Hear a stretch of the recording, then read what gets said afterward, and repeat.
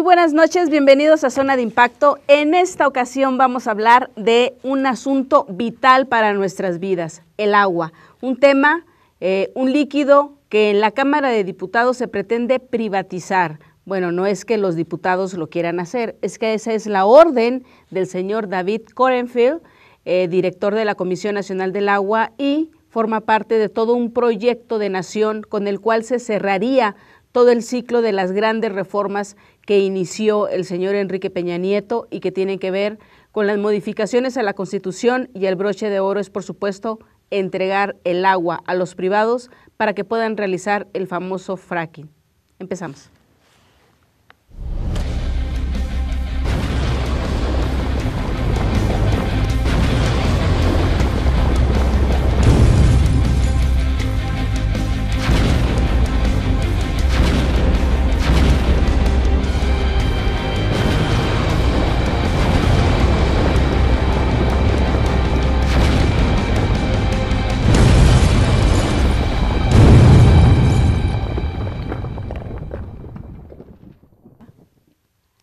Bueno, hace exactamente un mes, el 10 de febrero, a la Cámara de Diputados llegó una iniciativa del señor David Cornfield.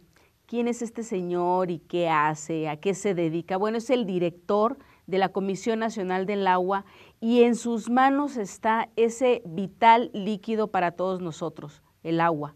De él depende todo el agua que reciben los sistemas de riego en la zona norte, en la parte que es el granero de México, donde se producen todos nuestros alimentos. Es el que decide a dónde se va el agua de esta gran presa de Chiapas, ¿sí?, que genera también electricidad, qué es lo que se va a hacer con ella. Es el que decide qué estado puede o no cobrar agua a través de privados a los personas comunes y corrientes. Es el señor, es el rey del agua, para terminar. Y él fue presidente municipal de Tecamachalco durante la primera parte de la administración de Enrique Peña Nieto, en la administración del Estado de México, en el gobierno del Edomex. Y ahí en el 2008, por primera vez, se arrancó todo lo que tiene que ver este modelo privatizador que hace 25 años, ¿sí?, óigalo bien, hace 25 años empezó en Berlín y París, y ante el gran fracaso, el aumento de las tarifas, la falta de atención a la infraestructura hidráulica en aquellas ciudades, se tuvo que remunicipalizar todo el sistema, ¿sí?, con un costo aún mayor, puesto que toda la infraestructura se había dejado abandonada. Es decir, este sistema de privatización del agua no funcionó. Y este sistema que arrancó aquí en este país en el 2008 con el señor David Cornfield cuando estaba en Tecamachalco, bueno, no, perdón, hay un error. El señor David Cornfield ya había dejado la presidencia municipal de Tecamachalco. Él ya estaba en lo que sería la Comisión del Agua del Estado de México, pero sí fue presidente municipal, y ahí fue donde se inauguró este modelo por el señor Enrique Peña Nieto.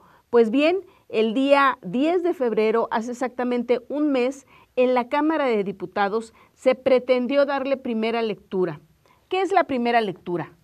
En el proceso legislativo, cada vez que se va a aprobar o discutir o rechazar una iniciativa, se le da primera lectura, que es el tiempo, ¿sí?, entre la primera y la segunda lectura, es el tiempo que se da para que cada diputado que ya conoció de la propuesta, ¿sí?, se ponga a leer, empiece a estudiar, y dentro de unos 5 días o la siguiente sesión, cuando ya es la segunda lectura, se empieza a discutir, pero para ese momento ya los diputados ya conocen.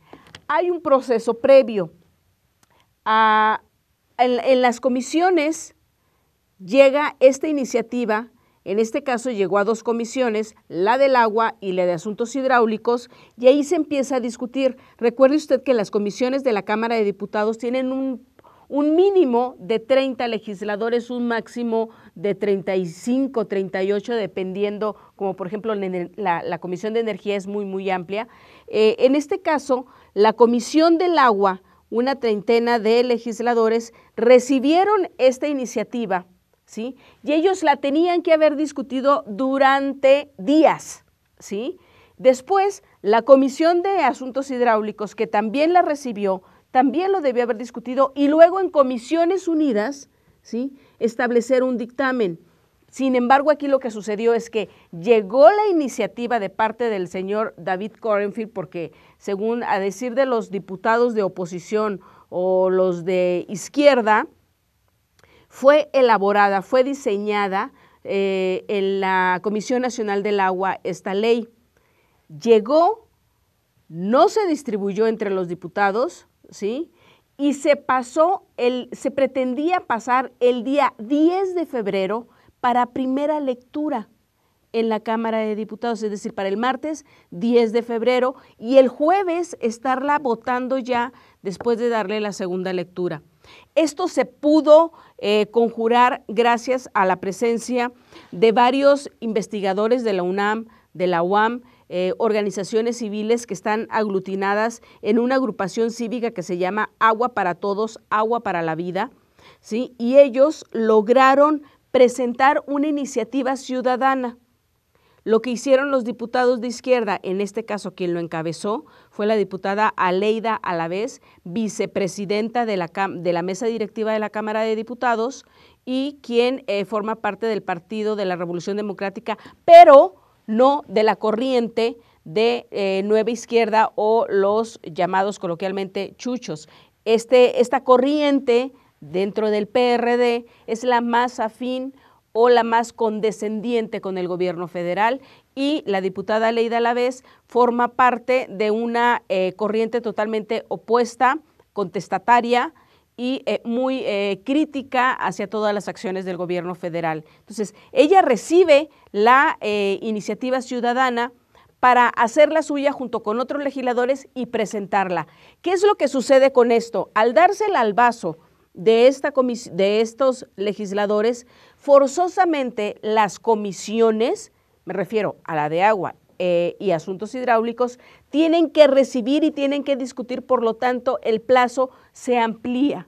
Entonces, quedó truncada el día 10 de febrero para la primera lectura. Sin embargo, la semana pasada, el jueves de la semana pasada, se le dio lectura, no se tomaron en cuenta las propuestas de la ciudadanía, y se pretendía que este día, este martes 10, fuera votada en el Pleno de la Cámara de Diputados. Esto generó muchísima inconformidad y era un tema que no estaba haciendo mucho escándalo. Fue un tema que se manejó con pinzas desde el gobierno federal junto con los operadores, es decir, la iniciativa privada que opera sistemas de agua de algunos ayuntamientos, de algunas ciudades. Por ejemplo, en Saltillo, en Aguascalientes, en el estado de Puebla, ya se tiene la gran parte desde la extracción hasta la facturación, se tiene en manos de la iniciativa privada. Esto básicamente en Puebla. En Saltillo, en el propio Distrito Federal, hay algunas partes de todo este proceso que sí están en manos de la iniciativa. En especial son empresas mexicanas, ¿sí?, que tienen muy poca participación y quien realmente controla son empresas extranjeras. En el caso de la Ciudad de México hay una empresa que se llama Suez, es la más importante a nivel mundial y es la que está controlando la facturación, ¿sí?, y parte de la operación en la Ciudad de México, no todo el proceso. ¿Qué es lo que pretendía o pretende esta nueva Ley General de Aguas? Que mire, hay que recordar que ya había sido modificada en el año 2004 cuando la administración del panista Vicente Fox. Esta Ley General de Agua que se pretende modificar, lo que lleva es que absolutamente todo el proceso, ¿sí?, tratamiento de aguas negras, agua a los domicilios, agua para el sector urbano, agua para el área industrial, agua para los distritos de riego. Todo eso puede ser entregado a la iniciativa privada y se cobre de acuerdo a lo que la empresa invirtió, ¿sí? Y pueda recuperar sus costos. Este es el gran tema que tiene esta iniciativa del señor David Cornfield, que fue abortada el día de ayer en la Junta de Coordinación Política, y le voy a explicar por qué. No crea usted que los propios legisladores del Revolucionario Institucional son muy condescendientes con la población.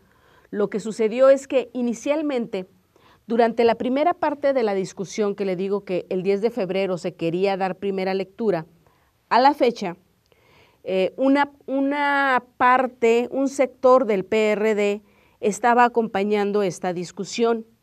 Por lo tanto, el PRI pretendía que fuera votada por el PRI, el PAN, una parte del PRD y, por supuesto, el PANAL y el Partido Verde.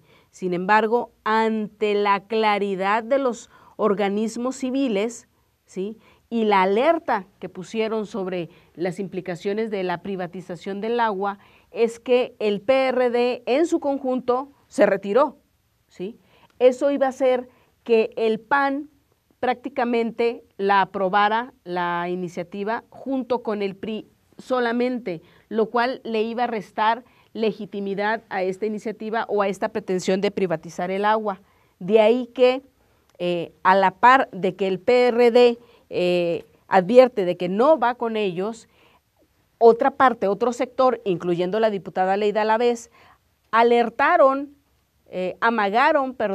con que podía haber sorpresas el día de hoy en el Pleno de la Cámara de Diputados a la hora de discutir. ¿Cuáles son las sorpresas que ellos acostumbran a hacer? Bueno, pues, y que ya no son sorpresa, evidentemente, es, por supuesto, la toma de tribunas, el cierre de puertas, y habían convocado a una gran movilización para las 10 de la mañana en las afueras de la Cámara de Diputados. Además, llevaron, mire el día de ayer en la Cámara de Diputados hubo una guerra de declaraciones. Por un lado, estaba el presidente de la Comisión del Agua, que es del PRI, el señor Camelatier, quien llevó a todos los operadores del agua que están agrupados en un organismo que se llama ANEAS, y de la cual, por cierto, también fue presidente el señor David Cornfield en algún momento. Los llevó, y también llevó a legisladores, senadores de la CNC y a representantes de distrito de riego.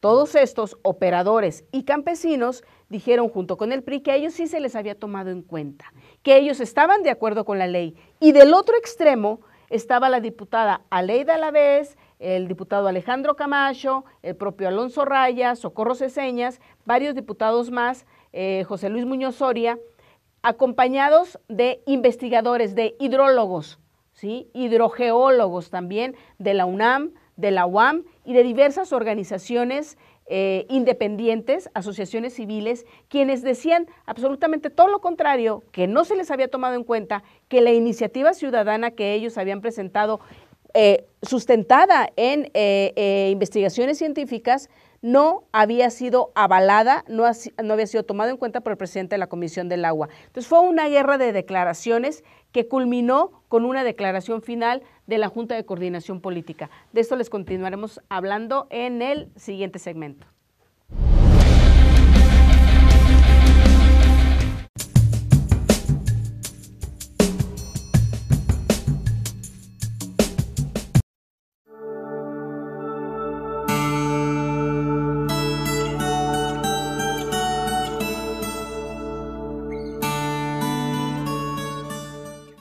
Si tuviera que trazar una línea en 18 años, desde que estuve allá, ahora que estuve en Morelia, lo que veo es una profunda renovación.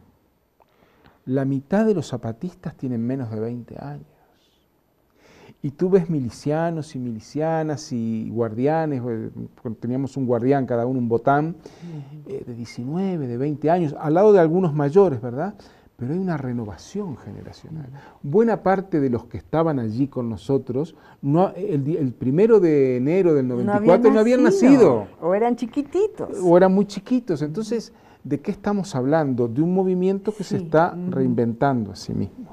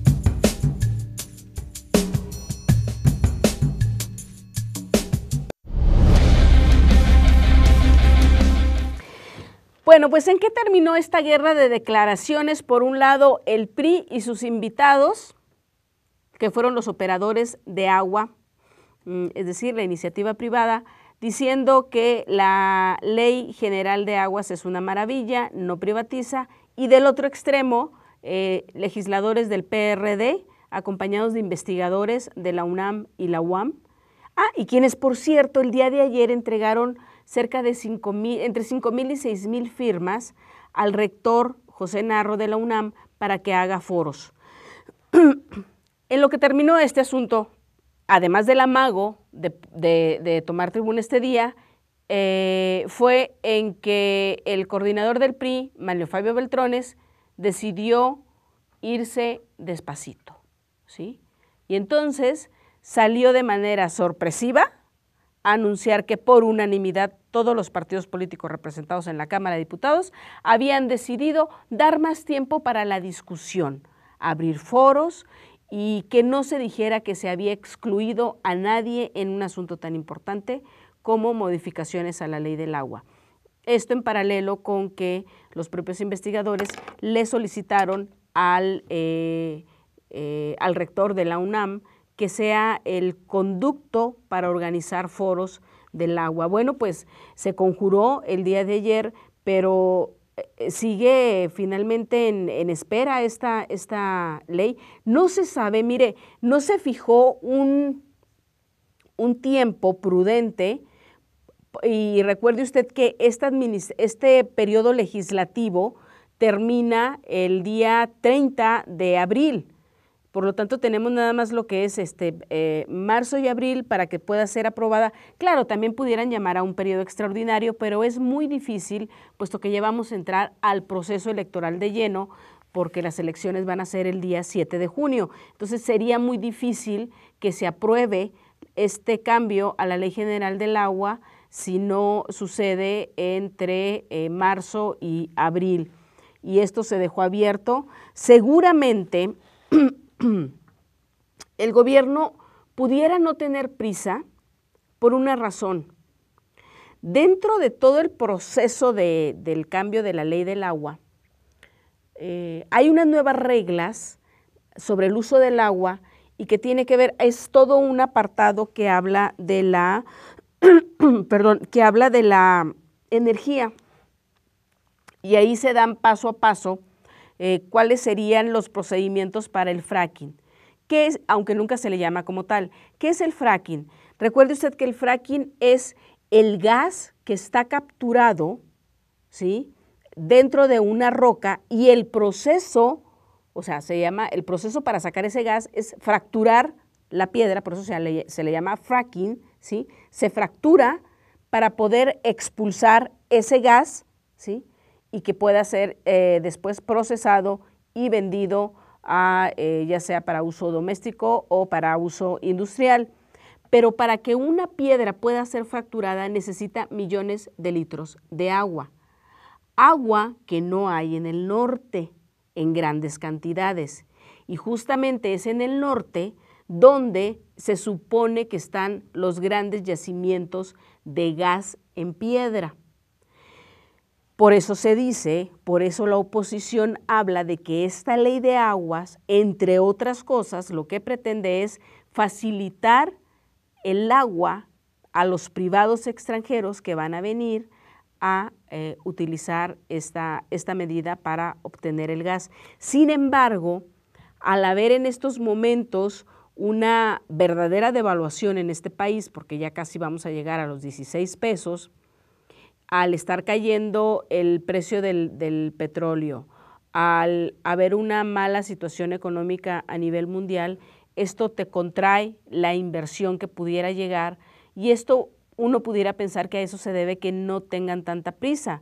Sin embargo, por otro lado, las grandes empresas transnacionales lo que quieren es certeza jurídica, es decir, yo sí voy a invertir, pero para eso requiero que me des toda la seguridad de que no va a haber comuneros, ¿sí?, haciéndome manifestaciones en los pozos que yo pueda tratar de abrir o perforar, o que no va a haber gente que esté reclamándome el uso del agua, que no vaya a haber problemas, que no vaya a haber cambios laborales que me vayan a generar una caída en mis propios precios y en mis costos, ¿sí?, que mis costos vayan a aumentar. Por lo tanto, lo que están pidiendo las empresas extranjeras es certeza jurídica. Esto es lo que iba a dar este propio cambio a la Ley General del Agua. Pero bueno, hay varios puntos, además del fracking, que sí es algo que nos puede alertar de cómo se pueden robar nuestra agua, pero hay todavía otros casos, otros aspectos que son terroríficos, como los mencionó la propia Elena Burs, quien forma parte de la agrupación Agua para Todos, Agua para la Vida, y ahí es donde están, en esta agrupación hay muchísima gente que forma parte de consejos de agua. Mire, actualmente en nuestro país hay lo que se llama los consejos comunitarios de agua, ¿sí?, donde hay ciudadanos que determinan cómo se va a utilizar el agua, lo determinan junto con la autoridad. Esto funciona en las zonas agrícolas, en las zonas comunitarias, no así en las grandes ciudades, ¿sí? En esta agrupación de Agua para Todos hay muchísimos integrantes de estos consejos, y ellos comentaban, uno de ellos que en la revista Proceso entrevistamos hace unos días, el señor Ricardo Obando Ramírez, es del Comité Independiente de Tecámac. Él nos contaba que cuando llegó el señor Erubiel, el gobernador del Estado de México, Tecámac, recuerde usted que pertenece a ese estado, decidió suspender el agua o disminuir el afluente del agua, ¿no?, ante algunos adeudos. Y esto tuvo que dar marcha atrás el señor Erubiel, porque desde el año 2012 el agua es un derecho humano establecido en la Constitución de la República. Por lo tanto, nadie, absolutamente nadie, te puede quitar ni un litro del agua que a ti te corresponde para poder sobrevivir, para poder vivir. Y lo que hoy trae justamente, eso nos lo comentaba el señor Obando, ¿sí?, nos lo narraba, y hoy, mire, en esta iniciativa, en el artículo 25, fracción 10ª, habla de la posibilidad de suspender o restringir la prestación del servicio público de agua potable, drenaje, alcantarillado, tratamiento y disposición de aguas residuales. Es decir, le da la posibilidad a quien esté administrando el agua de cortarnos el agua. Ya sabe usted que año con año, en algunos meses, ¿sí?, cuando hay escasez de agua, nos reducen la cantidad, sobre todo en la Ciudad de México. Bueno, y qué decir en Tijuana, que hay días en que no hay agua, o la ciudad de Ensenada, ¿no?, que también tienen días y tienen que juntar agua en tambos. Aquí, por lo menos en la Ciudad de México, únicamente nos reducen el costo en algunas delegaciones, pero hay otras como Iztapalapa. Mire, en Iztapalapa hay un caso muy particular. Hay varias colonias que tienen 4 meses sin agua, señores. Esto sí que es un gran problema. Y tenemos los nombres, tenemos las colonias Agrarista Mexicano, Santa María Aztahuacán, todas estas Ermita Zaragoza, estas colonias llevan ya 4 meses sin agua. Bueno, ahí ¿qué se dice? ¿Qué dice el gobierno? Lo que pasa es que hay muchísimas fugas de agua y por eso no llega el agua a toda la zona de Iztapalapa, porque es una gran población, ¿no? Está muy poblado y entonces no nos damos abasto con la infraestructura. Ahora con esta ley, con esto que dice aquí, ya no va a ser necesario que nos pongan un pretexto. Simplemente el propio gobierno puede establecer que la mayor cantidad de litros de agua vayan para la iniciativa privada y a nosotros nos reduzcan el agua.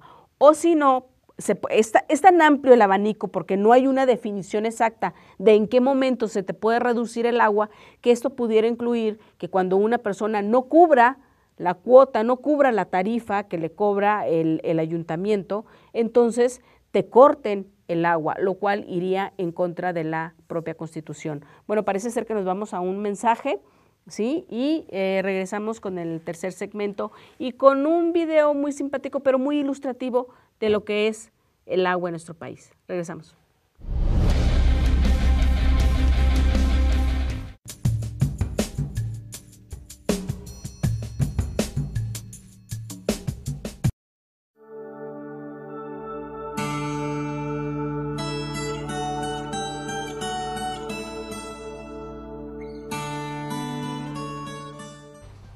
Don Pablo González Casanova es un sabio para nosotros, es el único intelectual de peso al que yo he visto que los compañeros zapatistas, indígenas, le hablan de tú y le hablan con confianza. Yo llevo más de 20 y tantos años viviendo con ellos y sé lo difícil que es ganarse esa confianza. Cuando todos nos voltearon la espalda, él permaneció a nuestro lado. Nuestra admiración y respeto colectivos también son personales. Yo digo que cuando sea grande, yo quiero ser como don Pablo González Casanova.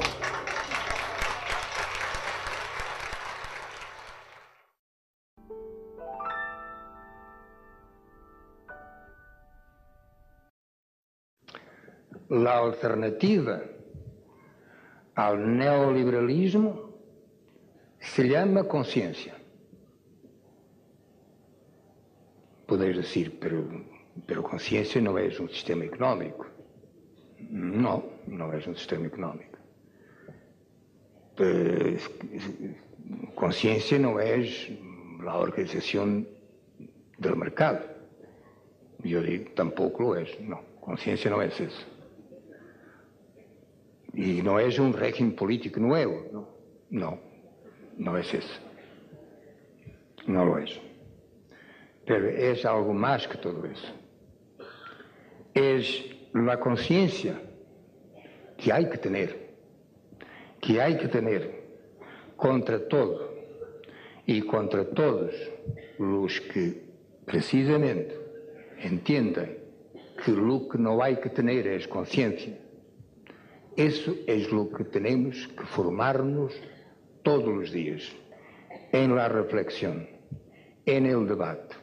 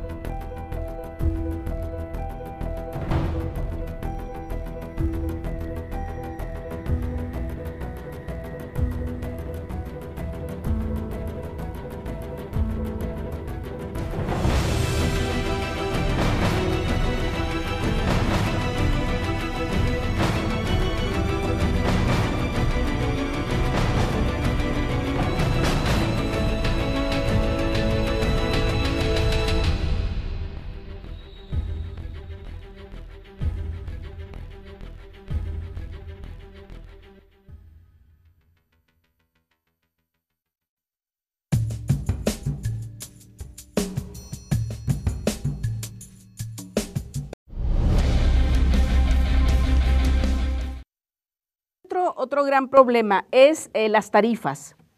Mire, le voy a leer textualmente lo que dice el artículo 237 de esta llamada ley Corenfield, como le llaman los de oposición. Y aquí dice,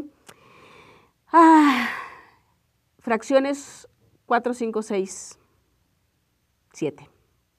Dice, propiciar, estas son las características que deben de cubrir a la hora de establecerse una tarifa del agua. Propiciar la sostenibilidad financiera de los prestadores de los servicios públicos de agua y su progresiva autosuficiencia, prever ajustes en función de la inflación y los costos, considerar la capacidad de pago del o los usuarios y considerar la productividad económica del agua. En las dos primeras partes, como usted puede ver, va a depender de la inflación, de los costos y además dice propiciar perdón por la palabra, pero es sostenibilidad financiera de todos los operadores. Es decir, yo usuario le tengo que costear, ¿sí? Con base en mi tarifa, en lo que me van a cobrar, le tengo que subsidiar sus costos, lo que al operador le cuesta sacar el agua, procesarla, transmitirla, llevarla al domicilio, fijar la tarifa y cobrarla, todo ese proceso, ¿sí? El operador no lo va a incluir en su tarifa porque tiene que ser costeable. Si no, no le van a entrar. Es un negocio, así es. Y mire, por allá del año 2000, si la memoria no me falla, en Bolivia, una de las grandes empresas, hay como 5 o 4 grandes empresas a nivel mundial que manejan el agua, ¿sí? Que venden el agua, que sustraen el agua y la llevan a domicilio. Esta es Suez, una de las que está aquí en el Distrito Federal, y otra es Aguas de Barcelona. En Bolivia, en el año 2000, una de estas empresas tenía la concesión y empezó a cobrar muchísimo, empezó a elevar muchísimo las tarifas del agua. E incluso se hicieron modificaciones en la ley de Bolivia, ¿sí? Evo Morales era legislador en esa época. Se hicieron modificaciones para poder beneficiar a las empresas transnacionales que iban a llegar a cobrar el agua. Bueno, pues entre las cosas que les iban a cobrar era hasta por el agua de la lluvia. Es decir, por el agua que los bolivarianos obtenían, ellos tenían sus propios procesos, como hoy los está empezando a ver aquí en México, ¿sí? Y recibían el agua de la lluvia y en lugar de desperdiciarla, la utilizaban para su propio beneficio. Bueno, hasta por eso se les quería cobrar. Esto generó una revuelta encabezada, ya saben por quién, por Evo Morales, en contra de las empresas transnacionales. Finalmente se dio una revolución, fue por el agua por lo que Evo Morales llegó a Bolivia, ¿sí? Se expulsó a esta empresa transnacional, ¿sí? Y en el 2003 creo que es cuando llegó Evo y ya va hasta por su tercer mandato el señor. Pero este asunto del agua es tan vital que te puede generar una revolución. Y ahorita el petróleo ya no es el gran bien que están peleando las naciones, es el agua, porque hay una gran sequía en el mundo y por lo tanto es muy, muy importante. Vamos a pasarles un video que es bastante ilustrativo de todo lo que tiene que ver con el agua. Es un poco simpático, es con caricaturas y eso. Y lo hizo también esta agrupación que ha andado muy activa, la de Agua para Todos, y que gracias a ellos, óigalo, gracias a ellos, hoy se paró en la Cámara de Diputados que se aprobara la privatización del agua.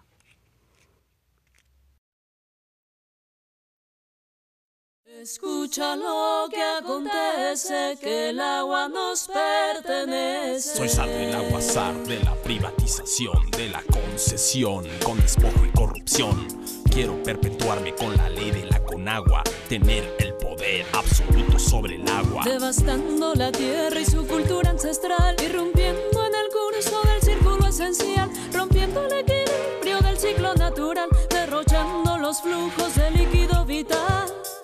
Optemos por captaciones, por agua y consenso en las poblaciones, en vez de extraer millones de litros de agua para sus inversiones.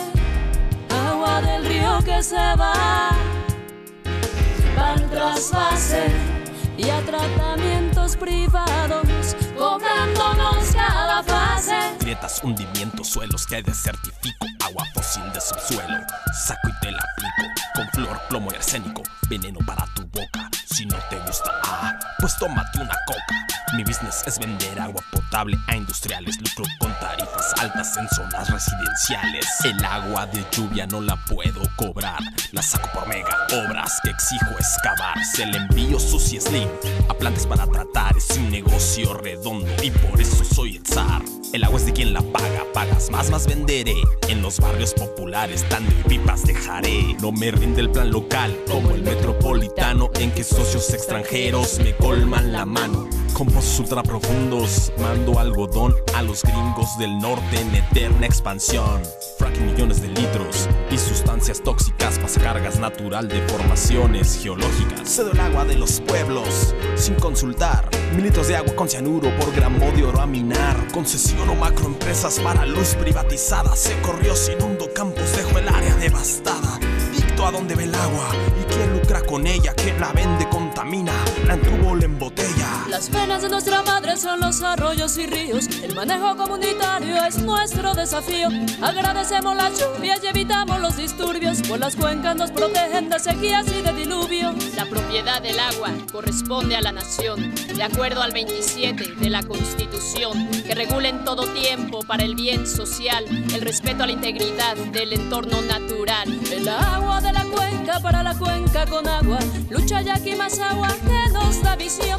Respetar nuestros planes es la obligación. Somos el pueblo en el territorio, somos la nación. Aunque intente refrenarnos represión y tiranía, reconstruiremos juntos nuestra soberanía. Avanzamos en Caballo Blanco y en Viricuta, tierras libres de presas y minas. En Tapachula manejemos nuestra agua de acceso a toda la gente. Consejos comunitarios, ciudadanos transparentes, bebederos públicos, baños dignos sin distinción. Agua para la vida, proyecto de nación.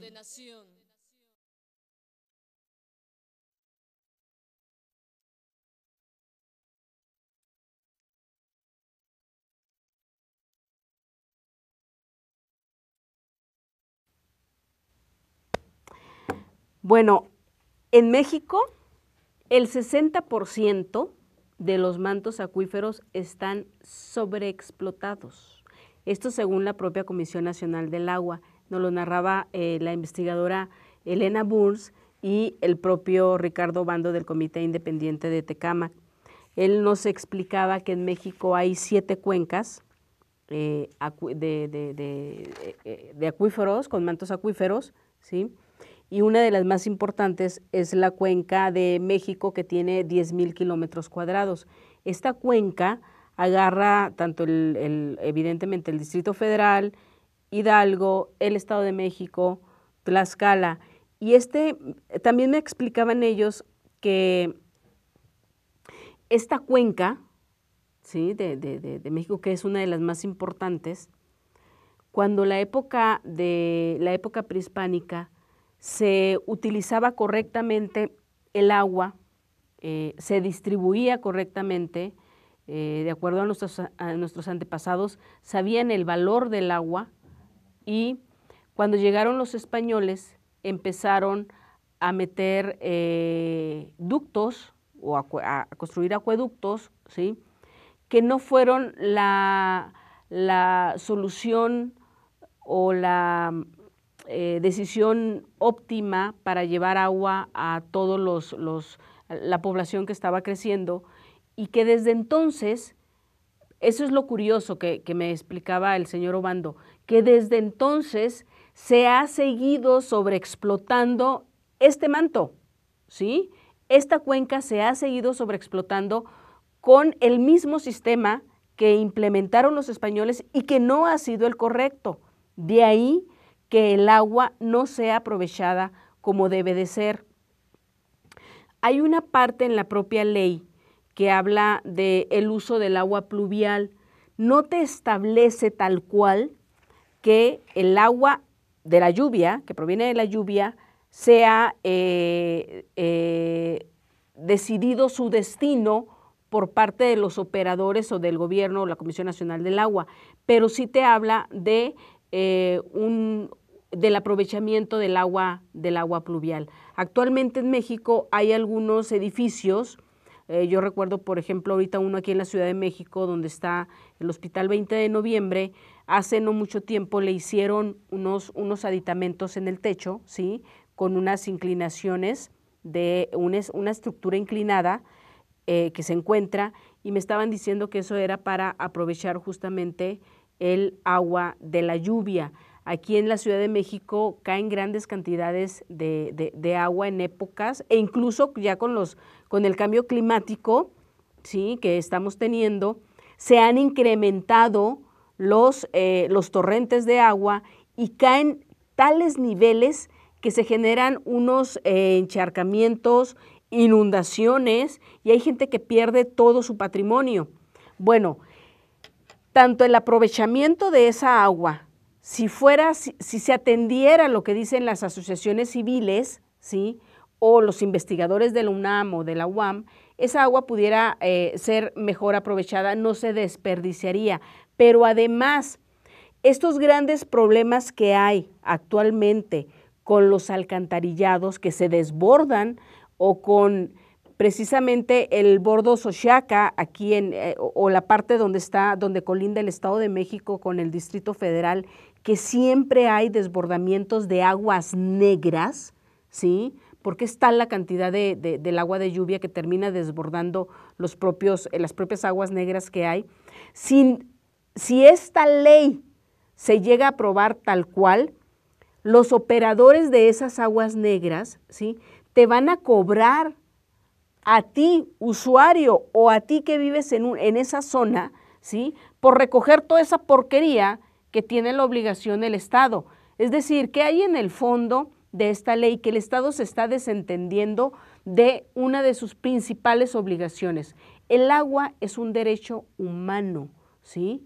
Tanto el agua como la alimentación y la salud son parte de las garantías que debe de tener todo ciudadano en todo el mundo. Y aquí en México, en nuestra Constitución, ya están reconocidas. Por lo tanto, de aprobarse una iniciativa como esta, se puede incluso presentar una controversia constitucional por parte de los propios legisladores, porque va en contra de la Constitución. El problema sería si los nuevos integrantes de la Suprema Corte de Justicia de la Nación la aceptarían. Recuerde usted que por ahí anda el señor Medina Mora, que quiere ser uno de los nuevos ministros que sustituye al ministro que falleció y que es muy cercano al gobierno federal. Bueno, además de esta parte de el agua a domicilio, las tarifas que te van a cobrar,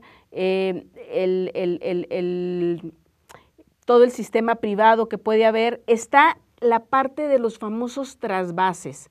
Vamos a hablar en el último segmento de todo lo que tiene que ver con los trasvases y que tiene que ver justamente con lo que le decía de estas 7 cuencas que hay en México y cómo el gobierno pretende fraccionarlas y cambiar, mover el agua, pero no precisamente para beneficio de la población.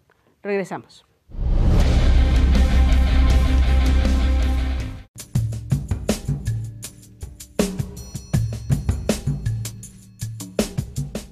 Comenzamos. Hola, ¿qué tal? Muy buenas. Hola, ¿qué tal? Bienvenidas y bienvenidos a Luchadoras. Hola, ¿qué tal? Bienvenidas y bienvenidos a Luchadoras. Estamos en Rompeviento, televisión por internet. Estamos en Luchadoras. Comenzamos. El canto también es una forma de militancia feminista. Los detalles de la ofensiva del Estado de Israel en la Franja de Gaza. En Nigeria, el grupo Boko Haram secuestró a más de 200 jóvenes. En Luchadoras consideramos que el ejercicio y la práctica feministas son un cuestionar constante. Estamos en Rompeviento, televisión por internet, aquí en Luchadoras. Comenzamos.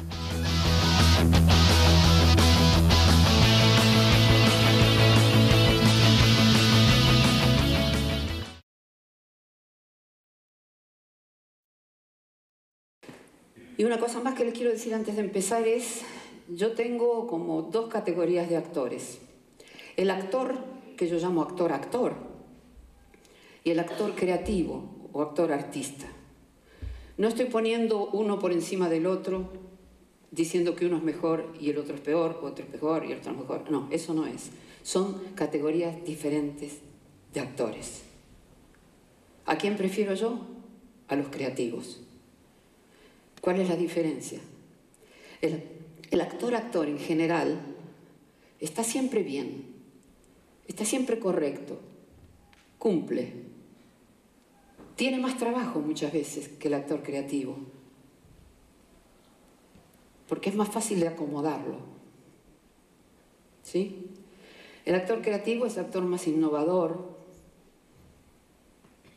más atrevido, se anima a hacer el ridículo, que se anima a probar, que se anima a equivocarse.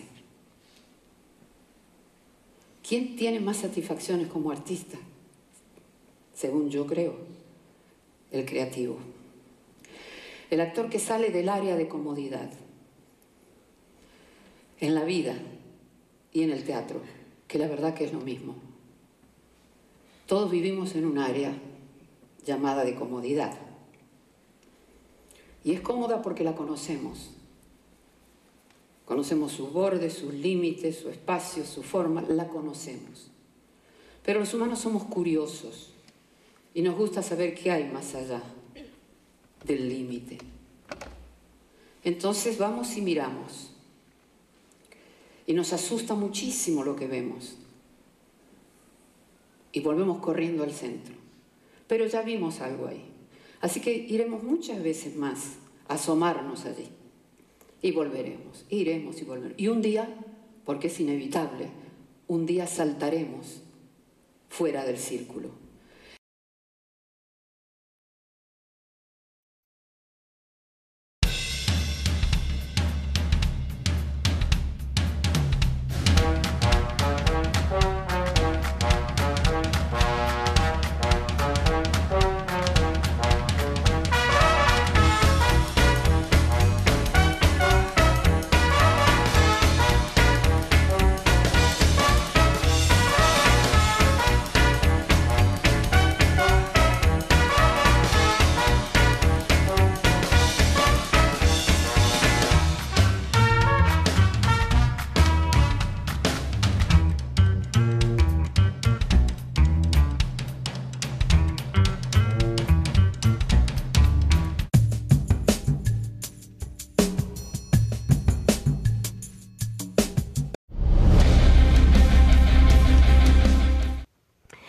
Bueno, esta última parte de la que le vamos a hablar, que ya decíamos, son los famosos trasvases. Recuerde usted, yo le comentaba que hay siete grandes cuencas aquí en México y el 60% están sobreexplotadas según las cifras de la propia Comisión Nacional del Agua. ¿Y qué es un trasvase? Un trasvase es pasar agua de una cuenca a otra cuenca. Es eso. Agarrar agua de un tambo para llevarla a otro tambo, por decirlo gráficamente, ¿no? Es decir, de estas 7 cuencas que hay en el país, distribuirlas. Ahora, como no vamos a pasar de una cuenca a otra, sino que vamos a pasar, cuando se trata de un trasvase, de una cuenca a otra área que se va a construir, ese es el trasvase. O sea, se va a construir es como si se construyera una represa, ¿sí? Estas han existido de toda la vida, no es nada nuevo, ¿sí? Digo, ahí están las presas, ¿no?, que recolectan el agua. Mucha agua de la lluvia, algunas otras trasladan agua. Bueno, estos trasvases que se está pensando aquí, el modelo de ese trasvase que se está planteando es el que se está haciendo justamente en Monterrey. Es el famoso Monterrey 6. Recordará usted que en el mes pasado, habitantes de Nuevo León y en especial de la ciudad de Monterrey han hecho manifestaciones para manifestarse en contra de la construcción de un trasvase que le llaman Monterrey 6. Este trasvase consiste en llevar agua de la cuenca del Pánuco, ya sabe, acá está Veracruz, acá está Nuevo León. Entonces lo que hacen es lo que se pretende hacer es llevar de la cuenca del Pánuco, que es riquísima en agua, trasladar agua para la zona norte, ¿sí? Dicen tanto el propio gobernador Medina del PRI, que autorizó esta construcción, y la propia Comisión Nacional del Agua, el gobierno federal, dicen que el agua se necesita para abastecer a la población del norte, para la población de Monterrey. Sin embargo, hay un personaje, Benjamín Clarion, si alguien me puede conseguir el nombre correcto del exgobernador, él y otro grupo de personas han explicado, e incluso investigadores han dicho que no es necesario traer agua de otro lado, que el agua que hay es suficiente para la población y que tienen que decir la verdad, que lo que se está buscando es llevar agua a la zona norte, tal cantidad de agua que es donde se va a practicar el fracking, que necesitan millones de litros de agua para romper estas piedras que le digo que tienen capturado el gas, ¿sí? Con la reforma del artículo 27 de la Constitución, con la reforma energética, se permite que las empresas extranjeras vengan y si quieren explorar, explotar petróleo, lo pueden hacer, y entre ello también el gas. Por lo tanto, es Benjamín Clarion, el que fue gobernador, él está en contra de esto porque dice que realmente lo que se está buscando, ¿sí?, no es abastecer a la población de Monterrey, que el agua que requieren los ciudadanos está totalmente cubierta con lo que tienen los propios mantos acuíferos de aquella zona y que lo que se pretende es el agua para hacer el fracking. Esto se está promoviendo, hay todo un capítulo en esta nueva Ley General de Agua para los trasvases. ¿Y qué es lo que se dice ahí que es lo particularmente peligroso? Dice que las concesiones de agua actualmente son mínimo de 5 años hasta 35 años y se puede prorrogar una vez más, es decir, hasta por 70 años que una persona tenga una concesión del agua. Las concesiones de agua se hacen de acuerdo a los comuneros, los ejidatarios, los industriales, ellos compran concesiones de agua, ¿sí? Pero la particularidad con los trasvases es que con esta nueva ley se permite que aquel que construye el trasvase automáticamente se está convirtiendo en concesionario. Es decir, quien está construyendo el trasvase de Monterrey 6 para llevar agua de la cuenca del Pánuco a la zona norte, se va a convertir automáticamente en dueño hasta por 70 años de ese líquido, del agua. ¿Y sabe usted quién está construyendo ese trasvase? El señor Armando Hinojosa Cantú. el gran amigo del señor Enrique Peña Nieto, el señor que compró la famosa Casa Blanca, que luego se la vendería a la señora Angélica Rivero, el señor que le vendió la casa con cómodos intereses al señor Luis Videgaray, este personaje que ha tenido contratos por más de 100 mil millones de pesos cuando la administración de Enrique Peña Nieto en el Estado de México, que hoy es uno de los grandes proveedores del gobierno federal, ¿sí?, que está participando en muchísimos de los proyectos, de los grandes proyectos de infraestructura de este país, y bueno, hoy tiene esta obra, se supone que va a costar cerca de 1,000 millones de pesos, ¿sí? Entonces este señor se convertiría prácticamente en concesionario, en dueño del agua. Imagínense, cuando el agua es uno de los líquidos que está en escasez en el mundo, cuando estamos teniendo el deshielo de los glaciales acá en el norte, en el polo norte, ¿sí?, a consecuencia del cambio climático, ¿sí? Entonces, el agua es lo que más va a valer ahorita, en los próximos, seguramente 20, 30 años, no muy lejano, y el señor va a ser el dueño, por lo menos, de una parte, de una de las cuencas más importantes de este país, que es la zona del Pánuco, la zona de Veracruz. Además de este tipo de concesiones, hay otro gran peligro. Se habla en la ley de los ejidatarios y los comuneros, que ellos ya tienen su propia concesión, ¿ok? Entonces, cuando llegó el señor Carlos Salinas de Gortari y reformó la Constitución, permitió que se pudieran rentar las tierras de los ejidatarios comuneros a los pequeños propietarios o a quien quisiera, ¿no? Esta ha sido una práctica común desde el año de 1993, la renta de las tierras. Sin embargo, el ejidatario sigue siendo dueño de su concesión del agua e incluso la puede heredar a sus hijos, ¿sí? En esos casos sí se puede heredar la concesión. ¿Qué es lo que se está planteando ahora?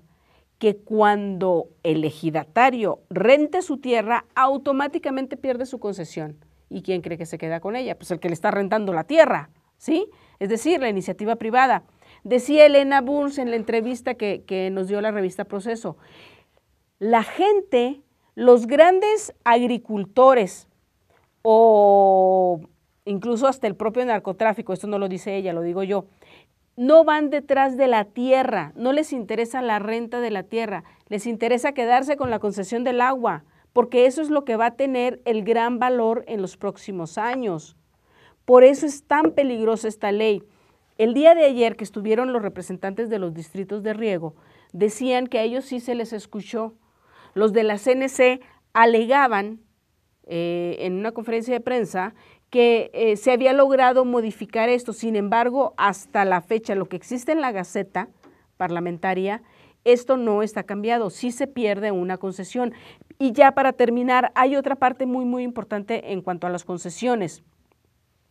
Imagínese que usted es un empresario de la refresquera Zapotito, y la refresquera Zapotito tiene una concesión del agua por 35 años, y voy en mi 5.º año y ya troné, quebré.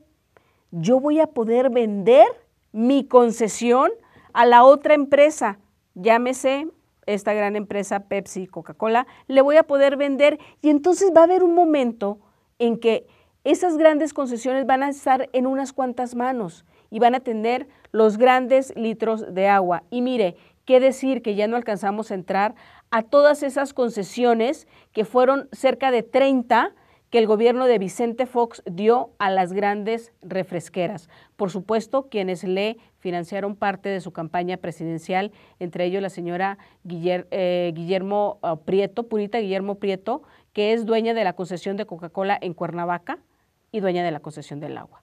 Se nos acabó el tiempo, nos vamos, buenas noches.